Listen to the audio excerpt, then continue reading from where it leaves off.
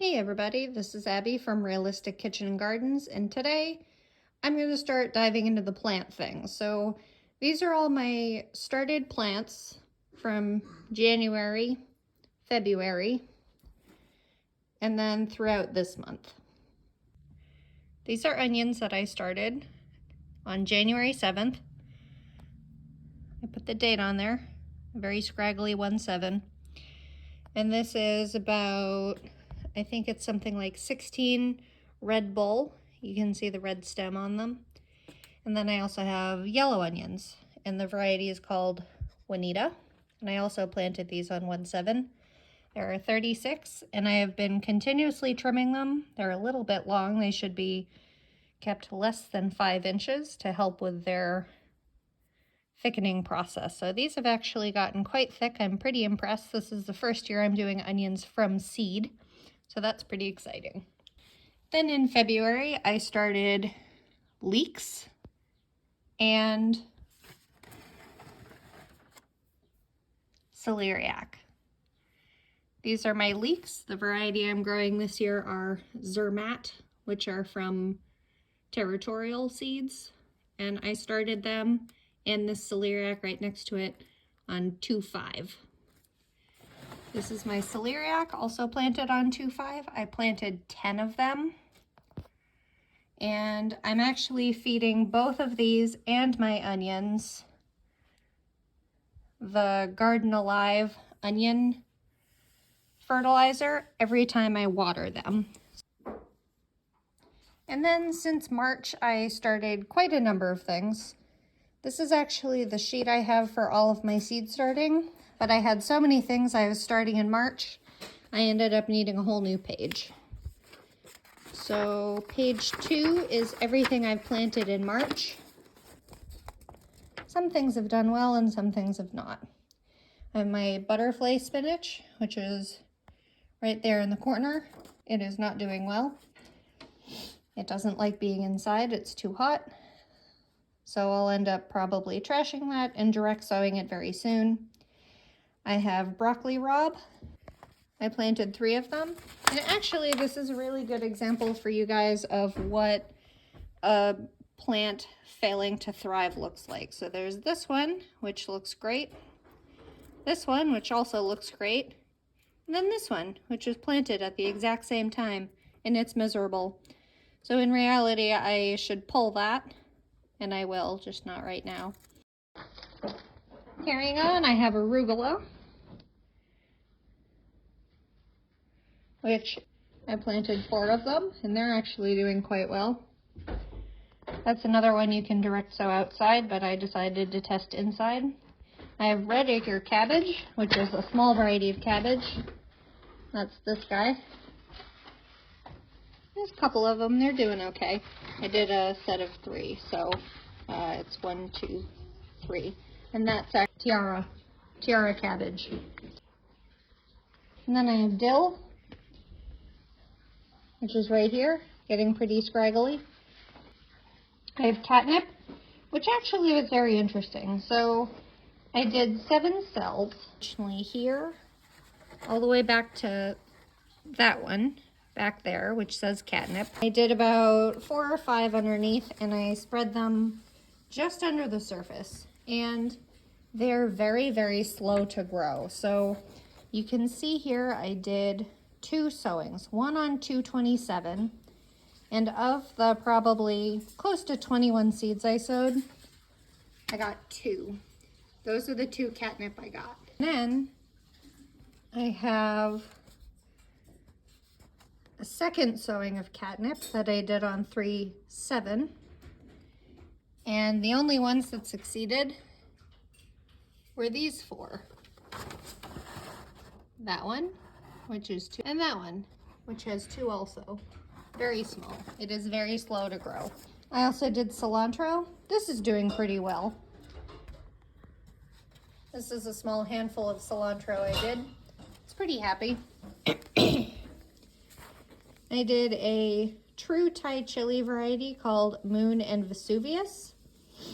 I specifically picked out the red ones, which I think are the moon ones, and Vesuvius, which are the yellow ones. and the seeds are color-coded so you can tell which variety you're growing. And with peppers, you usually do at least 3 seeds of each. Of course, all 3 of mine sprouted. So here are all those 3. They're all equally doing pretty well, but I'm only going to keep one because I don't have room for all 3. So I'll probably end up giving away those extra plants. Then I planted summer savory, which you're going to see referenced in a lot of my recipes. I got to try fresh summer savory for the first time this summer from a local vendor, and I fell in love with it. It is a mix between oregano and thyme in flavor, and it's amazing. So I originally planted 4 seed cells, 1, 2, 3, 4. And of that, I got 2 to sprout.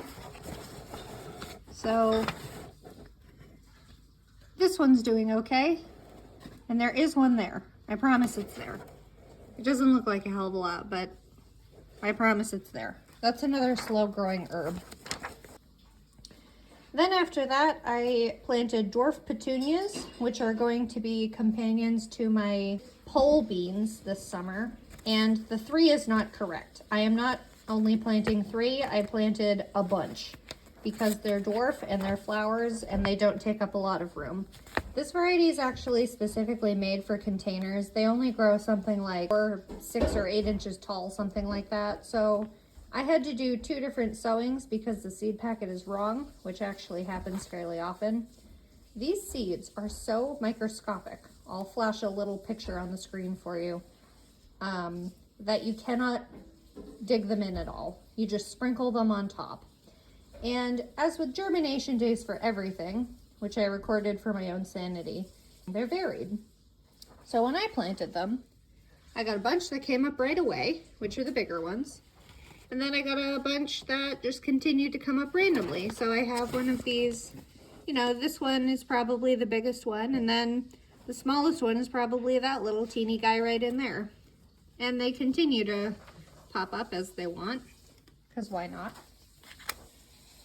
And then borage is another companion plant I'm growing, and I elected to grow 8 of them. I'll pop a picture of borage for you because I assume a lot of y'all haven't seen what borage looks like, but it's a pretty blue flower, and apparently the plant itself tastes a little cucumbery. And they're a fairly large plant, but I'm planning on trimming them a lot. They're going to be companions to my tomatoes, my peppers, anything that you want to attract bees to. These are only a week and a half old, and they actually had an amazing germination rate, but they're huge. They remind me of cucumbers. And whenever you sow seeds in 3s, you want to pick out the weakest one. I'm apparently a weakling in reference to my peppers, but I did do that with my borage because I didn't need that many borage and I knew they were big. But I apparently missed one. Anyway, I'll tear that little guy out pretty soon so he doesn't compete with the other one. That's the whole point of pulling apart seeds when you grow multiples of them. These petunias I'm not worried about, but like when you start doing multiple seeds in one cell, let's take these leeks for example, they'll start to compete for root space and they'll kind of dwarf each other. I actually planted parsley on February 13th, the day before Valentine's Day, and look at that germination rate. 14 to 28 days, and that's true. I had this pot of parsley that I started on 2/13, and I didn't see germination for the very first one for 17 days. And this parsley ended up being actually pretty heat sensitive. You can see these really long leggy ones. I used to have this pot over basically where the celeriac was, which that is my fireplace. It's a gas fireplace and it gets quite warm. It would get up to about 76 at its warmest. So I had a number of things starting to stretch out and get leggy because it was getting so hot. It was getting ready to bolt. And I think that's what my parsley started doing. So I have a number of parsleys coming up in multiple stages, and I'm not mad about it. I'll end up separating them out at some point once they're a bit more established.